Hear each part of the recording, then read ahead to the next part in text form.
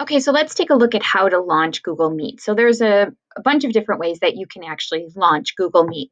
The first one is that you can launch it using your waffle button in Gmail, meet.google.com, a calendar invite, Google Classroom, and then there's the app on your phone. So let's take a couple steps through this. Here we go. If you go into your waffle button located in the upper right-hand corner, you'll be able to see the icons for all of your different apps. Here we have Google Meet, and that's how you can go ahead and click on that and it'll launch you into Google Meet.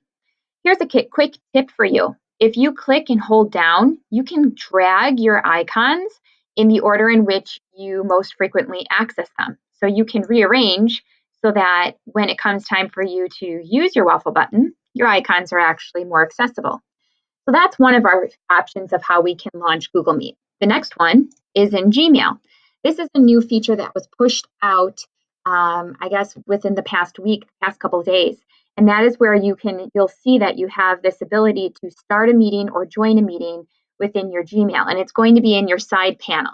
So depending on how your Gmail is set up, it's either going to be on the right-hand side, kind of above where your Hangouts is located, or it might be on the left-hand side where it shows your inbox. Either way, that's another way that we can launch Google Meet. Another option that we have is to go to meet.google.com. When you go to meet.google.com, this is where you are going to be prompted with the opportunity to either join or start a meeting. And when you click on this plus sign, that's where you're going to be able to either put in the nickname for a meeting that you are joining, or you can put in a nickname for a meeting that you are creating. And I'll talk more about that as our virtual PD continues. The other option that you have is to schedule a Google Meet via a calendar invite. So that's where you'll actually go ahead and click and add a new event. You can add your guests. Okay, so when you're adding your guests, keep in mind that you are inviting them to this Google Meet through Calendar only if they are a staff member. So we're not using this feature where we're adding on a conference through the calendar invite to students. I will show you other ways in which you can invite students, but we're going to reserve the calendar option for inviting staff, and I'll take you through that in just a bit. The other option that we have is to invite through Google Classroom. And so when we're doing this, that's where you'll be able to access the link, and your students will be able to access the link here within the classroom platform.